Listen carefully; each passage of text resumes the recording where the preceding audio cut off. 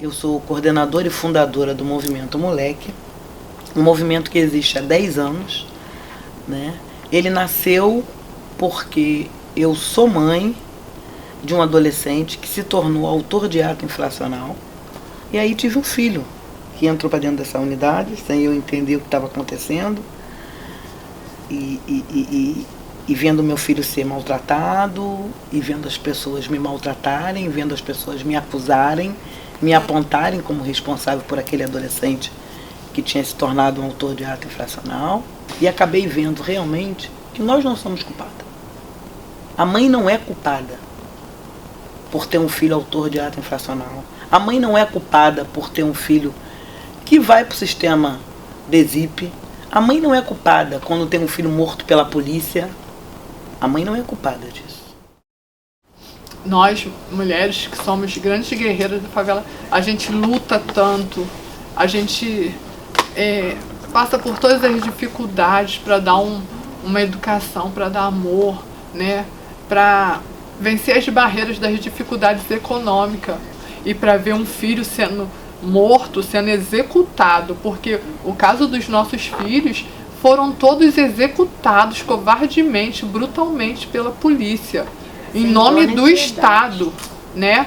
Pra gente é sempre a mesma dor, porque a gente tem que carregar a dor que é uma dor que a gente vai carregar pro resto das nossas vidas, a dor da perda dos nossos filhos, que é uma perda irreparável, e ao mesmo tempo a gente carrega essa dor, que acho que ainda muito pior do que a dor da perda é a gente ver nosso filho ali criminalizado, sabe, marginalizado, sabe, porque eles fazem isso com o aval dessa sociedade que está aí, essa sociedade preconceituosa. A primeira coisa que veio na minha cabeça, que veio na minha mente, foi quando meu filho nasceu. E quando meu filho nasceu, que ele veio para o meu colo, que eu abracei ele, o meu filho tinha até marca de sangue, mas ele é aquele sangue quente, que eu abracei e senti aquele sangue quente, o meu filho.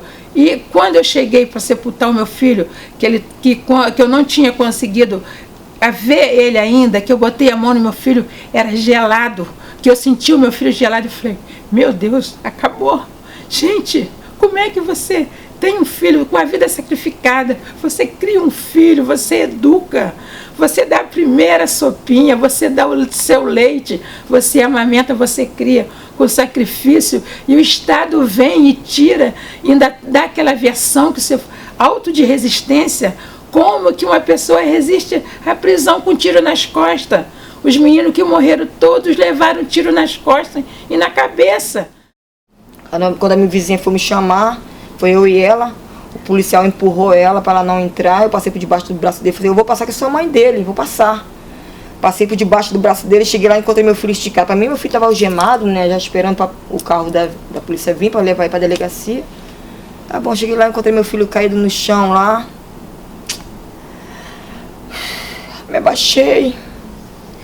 Só queria você olhar meu filho, eu levantei a cabeça dele, nego, não faz isso comigo não, nego, faz isso comigo não, nego. Meu filho só deu aquele último suspiro de morte. Ele, mãe, ele tá vivo, a gente chamou uma SAMU para socorrer o seu filho. Seu filho vai ser socorrido. Meu filho deu mais outro suspiro. Só veio na minha mente assim, faz uma oração. Eu fiz aquela oração e sabia que ele não estava mais ali presente, entendeu? Porque eles viram meu filho agonizando, viram que o tempo todo ali em volta e não fizeram nada para socorrer meu filho. Se fosse de noite, mais escuro, por onde eles levaram o meu filho, o corpo dele, para botar dentro da viatura, que foi pela parte de baixo, eles teriam dado sumiço. Porque ele ameaçou o pessoal do beco. Ele ameaçou. Aonde eles mataram meu filho, eles ameaçaram. Eles deram um tiro na barriga, meu filho se ajoelhou. Me disseram que ele ainda perguntou assim, ô Leque, tu tá fazendo isso por quê? Pô, meu filho vivo, caraca! Ele foi de mão na cabeça. Indefeso! Um garoto, um rapaz indefeso. E mesmo se ele fosse um bandido, mesmo se ele fosse um bandido, não tinha que tirar a vida, não trocou tiro, não tava com arma, não tava com nada. Levasse preso se tava incomodando esses cachorros que mataram ele, se estava incomodando ele, prendesse então. Não tirar a vida dele do nada, por nada. E eu me pergunto até hoje, se eu der a vida eu não posso tirar, que eu vou presa, por que que eles estão soltos?